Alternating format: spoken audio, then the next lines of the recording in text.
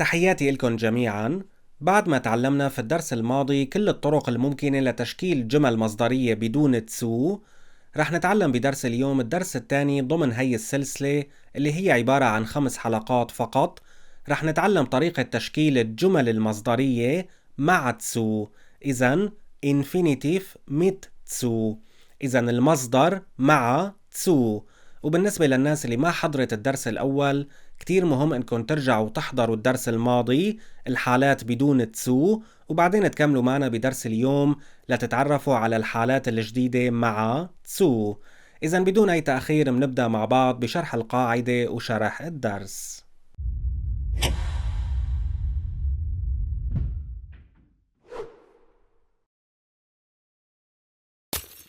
إذن منبدأ بشرح الدرس. في عندي هون بالعنوان العام infinitive Sätze، يعني الجمل المصدرية، وعندي هون عنوان درس اليوم infinitive mit zu، يعني المصدر مع zu، وعندي هون القسم الثاني. إذن الدرس الثاني ضمن السلسلة اللي هي عبارة عن 5 حلقات. إذن منبدأ مع بعض. إذن نحن كان في عنا أولا بالدرس السابق كان في عندي المصدر بدون تسو، عندي هون ثانيا infinitive mit تسو، أو بين قوسين تسو plus infinitive، يعني تسو زائد المصدر. منشوف مع بعض شرح القاعدة.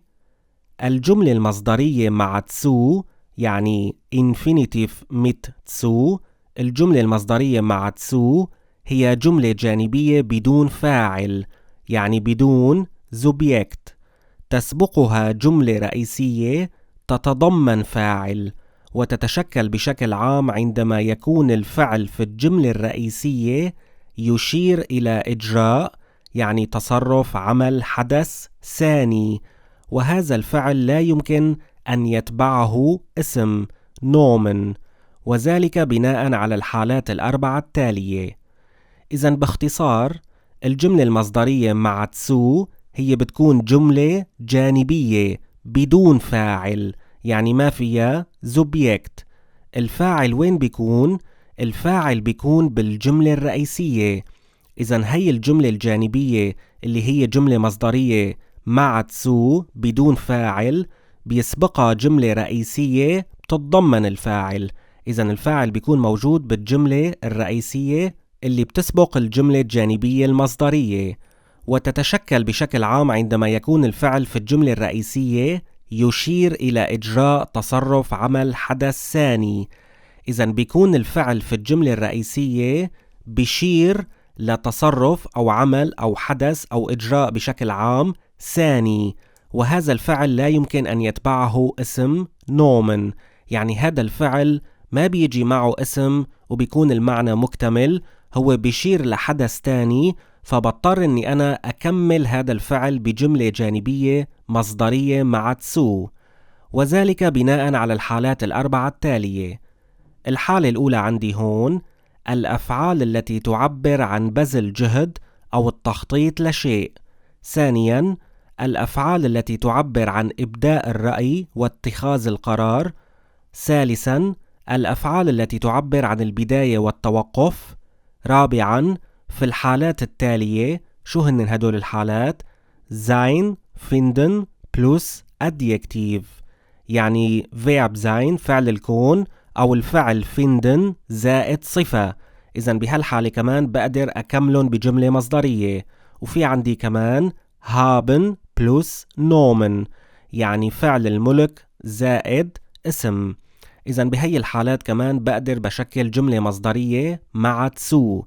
في عندي هون خامسا وأخيرا معظم الأفعال التي يمكن أن تتبع بالجملة الجانبية das Satz.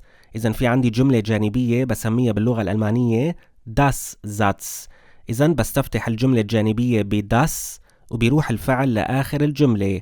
إذن معظم الأفعال التي يمكن أن تتبع بالجملة الجانبية das Satz ضمن 4 شروط محددة. هي الشروط ال4 بنتعرف عليهم لما بنصل للحالة الخامسة. إذن بداية قبل ما أبلش بالحالة الأولى راح أوضح الفكرة اللي شرحناها هون في أول القاعدة. منشوف أمثلة. في عندي هون Beispiele أمثلة. في عندي هون المثال الأول Mein Sohn isst nur Pommes، يعني ابني يأكل فقط البطاطا المقلية.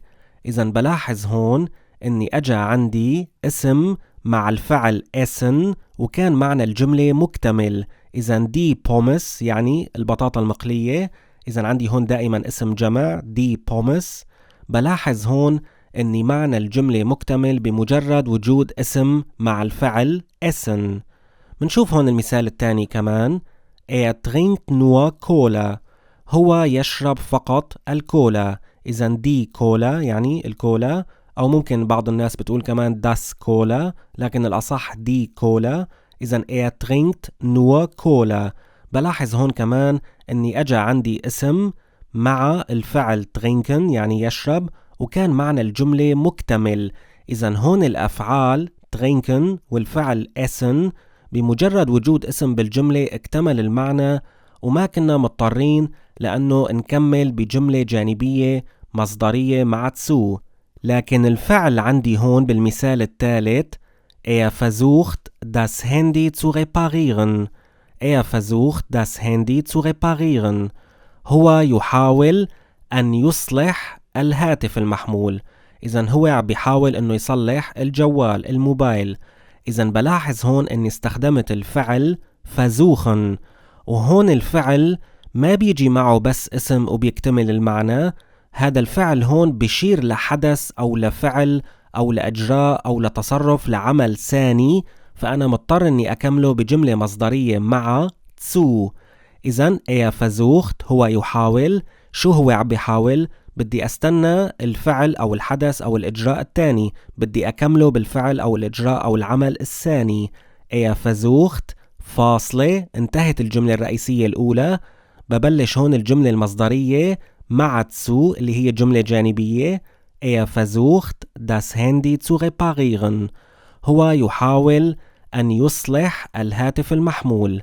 إذن هذا هو الفرق بين الأفعال اللي بيكتمل معناها بمجرد أني أحط معها اسم، وبين الأفعال اللي لا يمكن إتباعها باسم، فبالتالي ما بيكتمل المعنى، أنا بضطر أني دائما أكملها بجملة مصدرية مع zu. إذن versucht das Handy zu reparieren، هو يحاول أن يصلح الجوال. إذن بهذا الشكل بتمنى تكون الفكرة وضحت. ومنبدأ الآن بالحالة الأولى بالقاعدة. في عندي هون أولا الأفعال التي تعبر عن بذل جهد أو التخطيط لشيء. إذن هي الأفعال بقدر أشكل معها جملة مصدرية مع تسو. في عندي هون بعض هذه الأفعال هي، إذن بعض هي الأفعال اللي بتعبر عن بذل جهد أو التخطيط لشيء.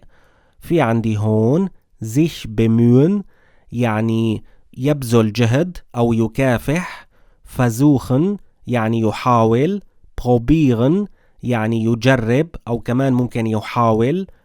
وفي عندي هون كمان planen يعني يخطط. وفي عندي هون vorhaben يعني يعتزم أو ينوي، أو ممكن أقول كمان يخطط. إذا بناخد مع بعض أمثلة على هي الحالة. في عندي هون Beispiele أمثلة. في عندي هون المثال الأول versucht mich zu manipulieren، يعني هو يحاول أن يتلاعب بي. إذا بلاحظ هون أني استخدمت فعل بيعبر عن بذل جهد اللي هو versuchen يعني يحاول. versucht فاصلة mich zu manipulieren، يعني هو يحاول أن يتلاعب بي. إذا هون versucht هاي الجملة الرئيسية فاعل وفعل، وبعدين بحط فاصلة وببلش الجملة الجانبية المصدرية مع تسو. وبلاحظ هون أن هاي الجملة ما فيها فاعل، إذا لا يوجد فيها فاعل. الفاعل موجود في الجملة الرئيسية الأولى اللي هو يعني هو. إذا هيك بتكون تحققت كل شروط القاعدة اللي شرحناها في بداية الدرس. إذا جملة رئيسية بتجي بعد جملة مصدرية جانبية مع تسو، بشرط أنه يكون الفعل ضمن الحالات اللي ذكرناها بالقاعدة. وهون عندي فعلا فعل بيعبر عن بذل جهد اللي هو versuchen يعني يحاول، فأجا معه هون جملة مصدرية لأنه هذا الفعل بيحتاج جملة مصدرية جانبية لأني هو بيشير لحدث تاني، بيشير لفعل تاني، لتصرف تاني. إذن كل الأمور بتأدي لأنه تساعدك على تشكيل الجملة المصدرية مع zu. منشوف هون المثال الثاني. plant am Wochenende zu uns zu kommen. plant am Wochenende zu uns zu kommen. إذن هو يخطط في عطلة نهاية الأسبوع أن يأتي إلينا. إذن كمان هون لاحظ أني استخدمت فعل بيعبر عن التخطيط لشيء اللي هو الفعل planen، فبالتالي بقدر بشكل معه جملة مصدرية مع تسو، وهذا الفعل كمان بيساعدني أو بيشير لحدث تاني، لفعل تاني، أنه هو لشو عم بيخطط أنه يجي لعنا. إذن بيشير لحدث تاني، لفعل تاني، فأيضا هذا عامل تاني مساعد على تشكيل الجملة المصدرية مع تسو. وبلاحظ هون كمان أن الجملة المصدرية مع تسو ما فيها فاعل، الفاعل موجود في الجملة الرئيسية فقط اللي تسبق الجملة المصدرية اللي هو er. إذن plant am Wochenende zu uns zu kommen. إذن هو يخطط في عطلة نهاية الأسبوع أن يأتي إلينا. وبلاحظ هون كمان أنه تسو الأولى هي تسو حرف جر، وليست تسو تبع بتجي مع الجملة المصدرية. إذن هون تسو يعني إلى، تسو أنس. تسو كومن هون عندي infinitive أو عندي تسو plus infinitive، يعني تسو زائد المصدر. وما بنسى أحط الفاصلة. وملاحظة صغيرة هون، ممكن تلاحظوا أحيانا أنه بعض الألمان بيكتبوا ما بيحطوا الفاصلة، أو بعض المراجع أو بعض الكتب، لكن الأصح وضع الفاصلة للفصل بين الجملة الرئيسية والجملة الجانبية المصدرية مع تسو. ننتقل الآن للحالة الثانية. في عندي هون 2 الأفعال التي تعبر عن إبداء الرأي واتخاذ القرار. إذن هي الحالة الثانية، الأفعال اللي بتعبر عن إبداء الرأي واتخاذ القرار. منشوفهم مع بعض. بعض هذه الأفعال هي، إذن عندي هون مجموعة من الأفعال اللي بتعبر عن إبداء الرأي واتخاذ القرار. منشوفهم مع بعض ومنترجمهم.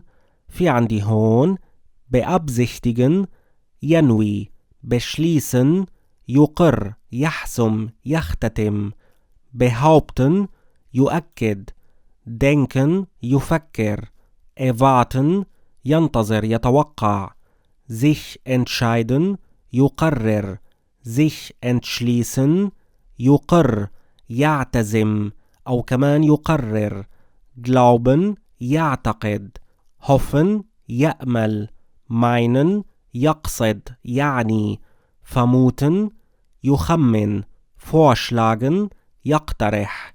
إذن هي الأفعال هي بعض الأفعال اللي بتعبر عن إبداء الرأي واتخاذ القرار، وبقدر أشكل معها جملة مصدرية جانبية مع تسو. منشوف هون Beispiele أمثلة. في عندي هون المثال الأول. Wir beabsichtigen in den kommenden Jahren ein Haus zu kaufen. نحن ننوي في الأعوام القادمة أن نشتري منزل، أن نشتري بيت. إذن بلاحظ هون أني شكلت جملة جانبية مصدرية مع تسو باستخدام الفعل beabsichtigen يعني ينوي، لأنه هو فعل بيعبر عن اتخاذ القرار، أنه نحن ننوي، وكمان بيشير لتصرف أو لفعل أو لحدث أو لعمل ثاني اللي هو شراء المنزل.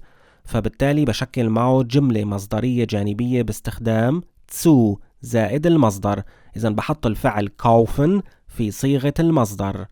منشوف هون المثال الثاني. Ich habe beschlossen, jeden Tag eine gute Tat zu vollbringen.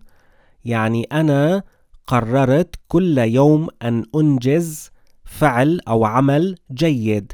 إذن بلاحظ هون أني استخدمت الفعل beschließen يعني يقر، يحسم، يختتم، يقرر. عندي هون زمن البيرفكت، فبالتالي استخدمت هون البارتيسيب 2 من الفعل beschließen اللي هو beschlossen. إذن أنا قررت كل يوم أن أنجز، أن أقوم بإنجاز عمل جيد. إذن عندي هون كمان فعل بيعبر عن اتخاذ القرار، فبالتالي قدرت أشكل معه جملة جانبية مصدرية مع تسو، وحطينا هون الفعل vollbringen في صيغة المصدر. وعندي هون كمان الفعل beschließen هو فعل بيتعدى لعمل أو لفعل أو لحدث ثاني، إذن بشير لحدث أو إجراء أو عمل ثاني، فبالتالي بيساعدني على تشكيل جملة مصدرية مع zu. ننتقل الآن للحالة الثالثة، الأفعال التي تعبر عن البداية والتوقف. بعض هذه الأفعال هي anfangen يبدأ، beginnen يبدأ، starten يبدأ، aufhören يتوقف، stoppen يتوقف. إذن هي بعض الأفعال اللي بتعبر عن البداية والتوقف. بقدر أيضا بشكل معها جملة مصدرية جانبية مع zu. إذا منشوف هون Beispiele أمثلة، في عندي هون المثال الأول fang mal an die Hausaufgaben zu erledigen، يعني ابدأ بإنجاز الوظائف أو ابدأ بكتابة الوظائف، بإنجاز الوظائف. إذا بلاحظ هون أني استخدمت الفعل اللي بيعبر عن البداية، هو الفعل المنقسم anfangen، وعندي هون imperativ، عندي هون صيغة الأمر، فبالتالي هون البادئة راحت لآخر الجملة. إذن هي كل الجملة الرئيسية fang mal an يعني ابدأ، وعندي هون الجملة الجانبية المصدرية بعد الفاصلة die Hausaufgaben zu erledigen. إذن حطينا الفعل erledigen في صيغة المصدر وأجا عندي قبله zu، إذن شكلت مع هذا الفعل جملة جانبية مصدرية مع zu، لأني هو فعل بشير لحدث تاني. إذن أنا عم بقول له ابدأ بشو؟ بدي أكمل بالحدث التاني، فبالتالي بشكل جملة مصدرية جانبية مع zu، بحط الفعل في آخر الجملة بصيغة المصدر وبيجي قبلها عندي zu. إذن بلاحظ كمان أنه لا يوجد فاعل في الجملة المصدرية الجانبية مع zu.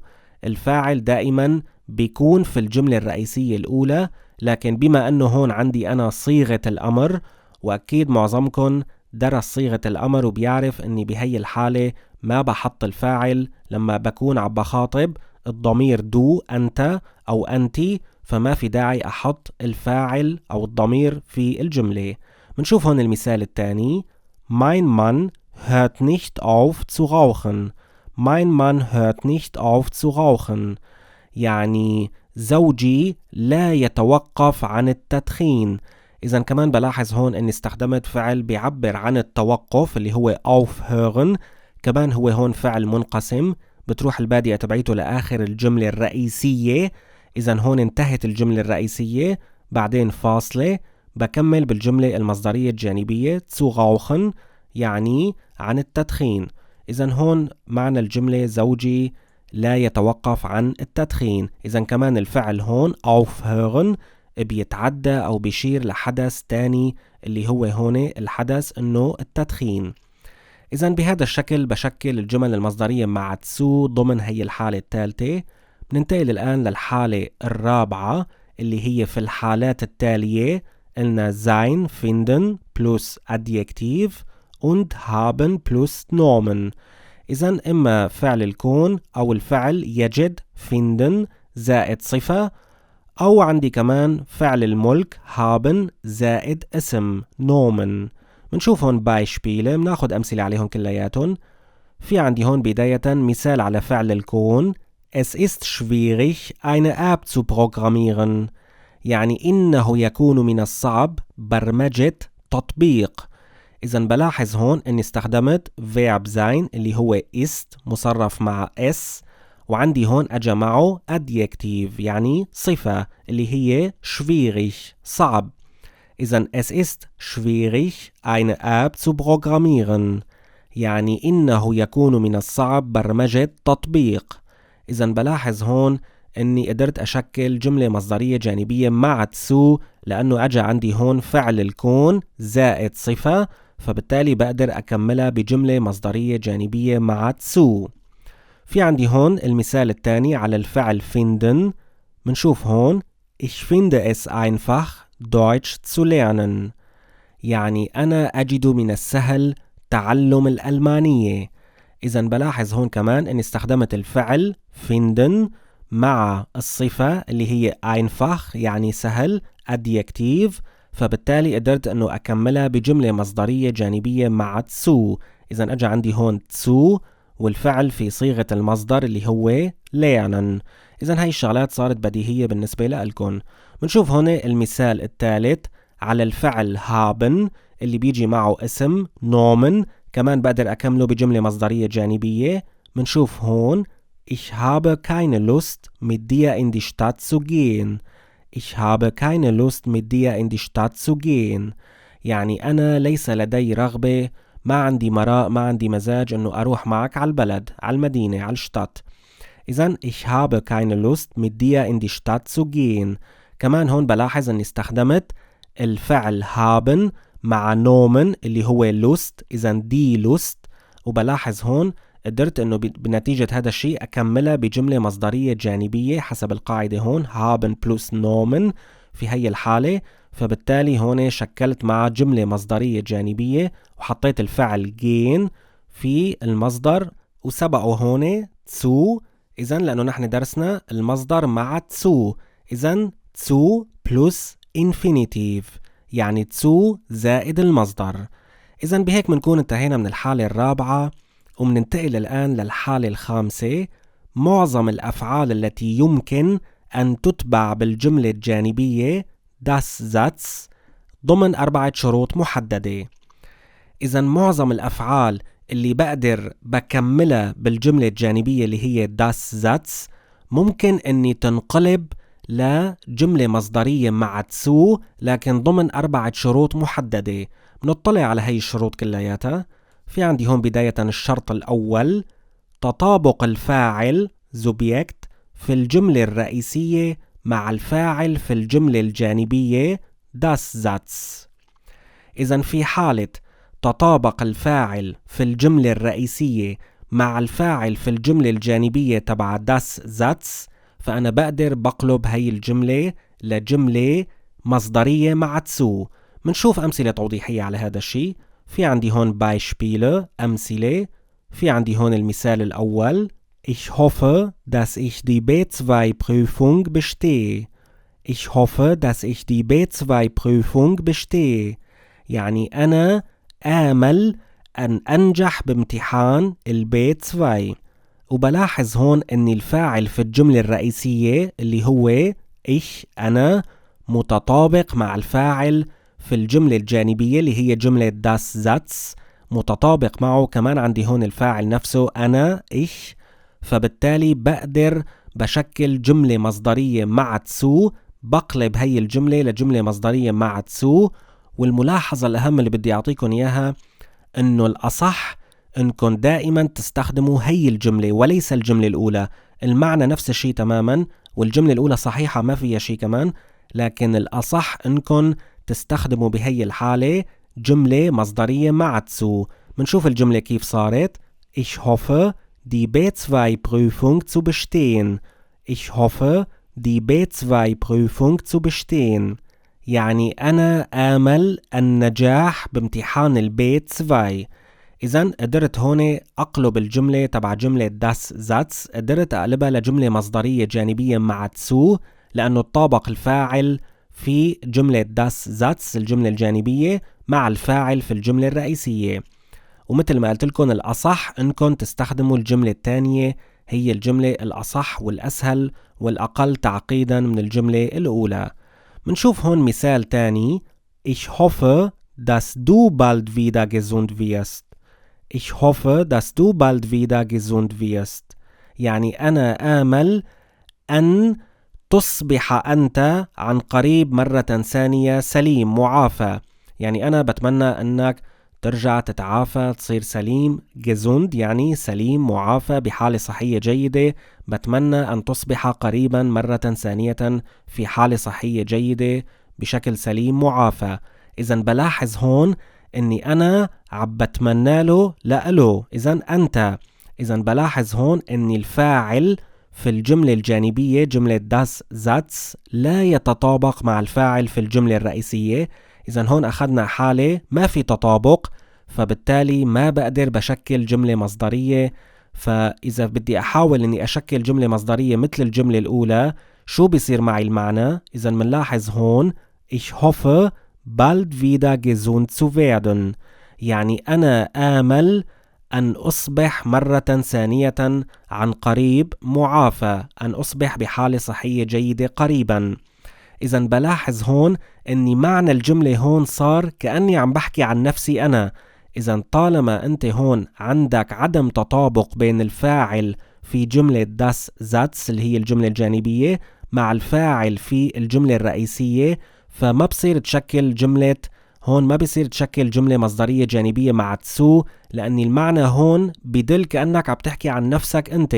مثل الحالة هون، نحن هون لما اتطابق الفاعل اللي هو إيش في الجملة الجانبية مع الجملة الرئيسية، لما اتطابقوا وشكلت هون جملة مصدرية مع تسو، تم المعنى المقصود فيه نفسه، انه انا عم بحكي عن نفسي انا، عم بتأمل لنفسي انا. لكن هون لما الفاعل هون لا يتطابق مع الفاعل في الجملة الرئيسية الاولى، فانا لما قلبت الجملة هون لجملة مصدرية مع تسو، صار المعنى كأني عم بحكي عن نفسي انا، عم بتأمل لنفسي انا، لكن انا هون عم بتأمل لإله. اذا انا هون عم بتأمل لإله هو، انت. Ich hoffe, dass du bald wieder gesund wirst.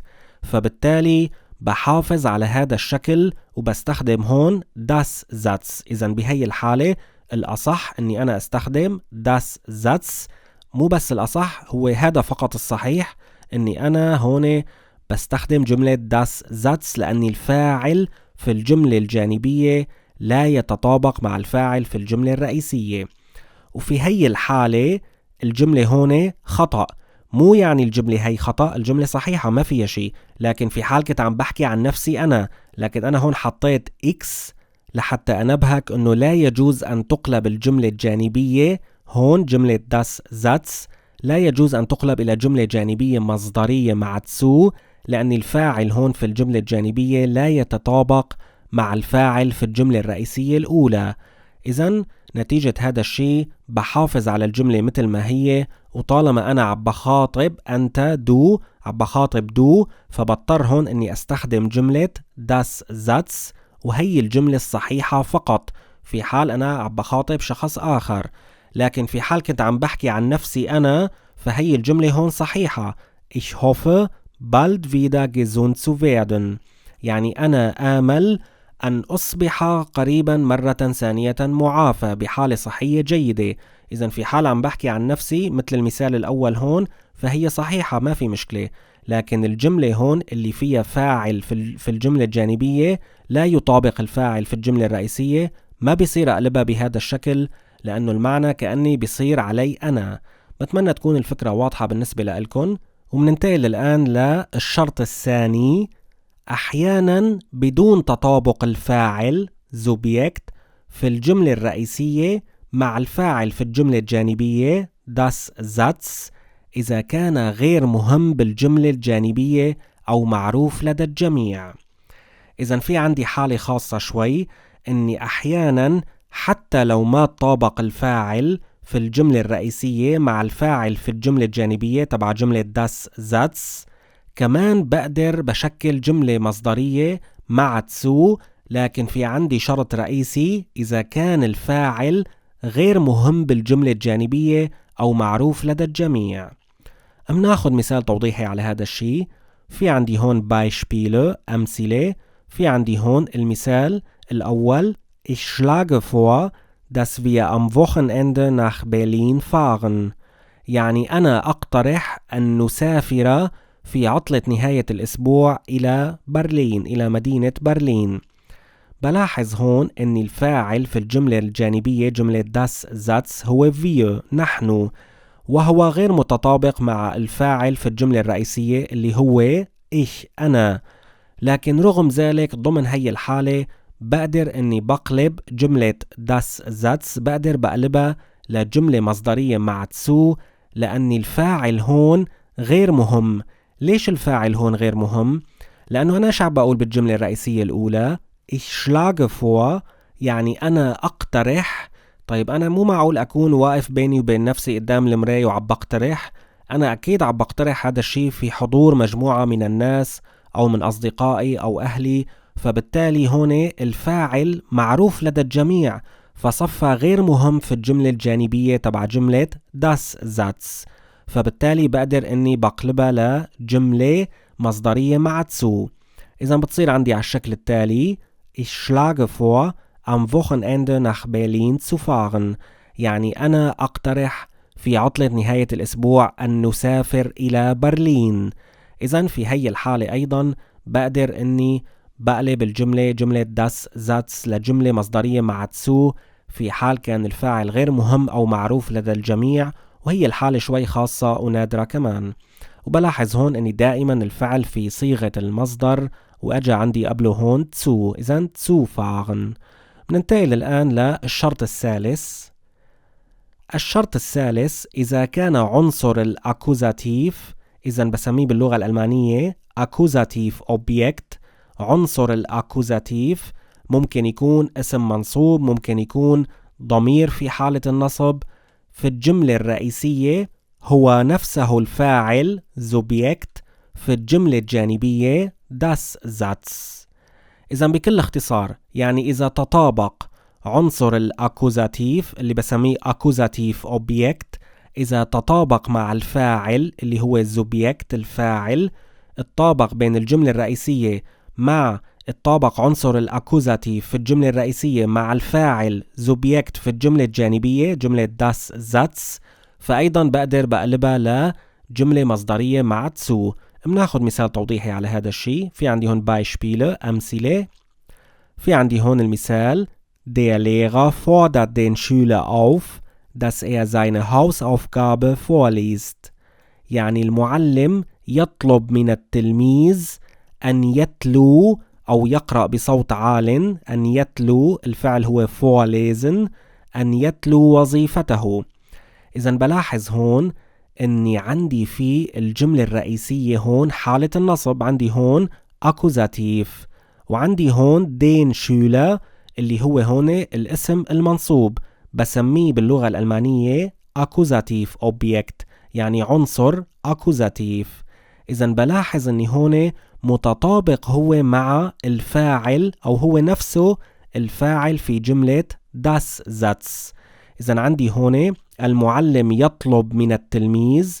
إذن عندي هون الأكوزاتيف أوبجكت den Schüler هو نفسه الفاعل dass er seine Hausaufgabe vorliest.